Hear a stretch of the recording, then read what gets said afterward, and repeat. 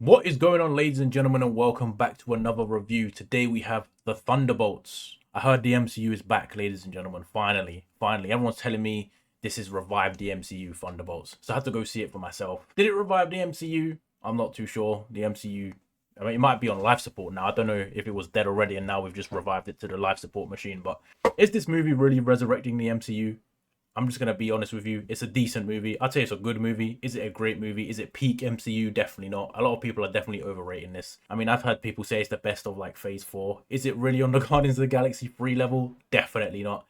But is it better than like Ant-Man Quantumania and the Marvels and all that? I mean, those movies are so bad that it's hard not to be better than them. The main problem I have with the Thunderbolts is that a lot of the characters, one, they're not that interesting, and two, they are kind of just randoms within this universe. And that's not necessarily a bad thing, but you need to do a lot of homework to understand who they all are, right? Like if you haven't seen Falcon and Winter Soldier, if you haven't seen Ant-Man 2, if you haven't seen a few other things, you're not Black Widow, you're not gonna know who the characters are, and that's gonna take away a bit from the movie. I guess you could watch it without watching all of that garbage, but if you really want to sit through Black Widow and Captain America, not Captain America, fucking Falcon and Winter Soldier, be my guest. That will be some of the worst hours of your life, I assure you. All of that is absolute garbage. And that's one thing that annoys me, that they've done this shitty Disney Plus route where you have to do homework to know who the characters are.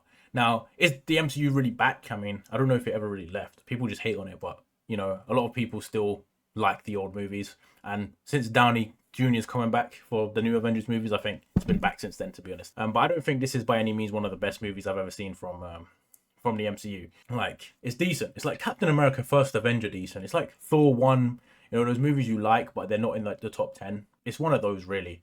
Like, it's probably top 20, 25 in the MCU, considering it's almost 40. I think that's pretty good. But so why do people rate it so highly? I mean, I think it's because it tries to go deep on like the mental health thing. You know what I mean? Like, oh, we're going through depression and this guy's so depressed he's turning people to dust, right? Like, yes, it doesn't, yes, it tries to tackle that, but that doesn't make it a good movie because it kind of tries to center around mental health. The reason Guardians of the Galaxy 3 did a deep theme and it was good is because the characters were good and the deep theme was intermingled in with the plot and it made perfect sense, right?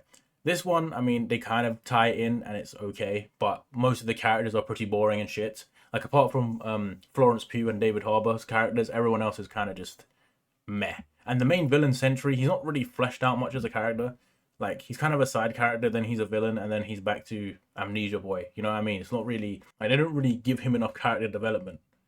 You know what I mean? He just kind of manipulated through the whole movie, and it doesn't really make too much sense. And then he's like, "Oh, I'm so depressed. I want to end it all." Well, okay, I understand trying to tackle those difficult themes, but this one, for me, it doesn't do it the best. It feels like they, like I said, it feels like they tried to do like the Guardians of the Galaxy 3 route, do something like that, but it just doesn't live up to the heights of how good that movie actually was. In terms of like the returning characters, like obviously you have Bucky or Winter Soldier. It almost seems like Sebastian Stan did not care for this movie. Bro looks so uninterested.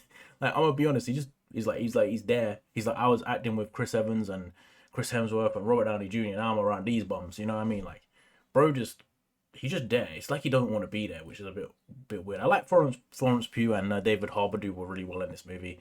And like I said, the other character, I just don't care. I don't care about the Ghost Woman from Ant-Man 2. You know what I mean? Who does? In terms of like the fake Captain America, like he tries to be comic relief and it works like twice, and the rest is kind of just annoying. And to me, I just feel like there was probably more interesting characters they could have included. Like if they decided not to make bloody Falcon the fucking Captain America, like wouldn't it not be better to have him and War Machine in this as well? It would be pretty cool. I don't care if it's they trying to stay faithful to the comics or whatever. They haven't been doing that the whole way through, so you could probably find some more interesting characters that people actually know about and don't require homework, right? But overall, this movie is a decent step in the right direction, I think, for Marvel. Like, this is a pretty disastrous phase for them, I will say. Like, this whole transition to like Disney Plus and trying to make TV shows really hasn't worked out for them. So hopefully they just stick to the movies. If everything that releases in the next few years is as good or better than this, then I think we're on for a good trajectory. I think this is a decent starting point, but like you need to hope Fantastic Four is good and then hope the new Avengers movies coming out in the next few years are good, and then we'll see from there, really and truly. What would I rate this? I'd give it a solid like 6.5 out of 10. Decent. One day I will drop the MCU ultimate ranking of all the movies and then we'll see where I actually rank it.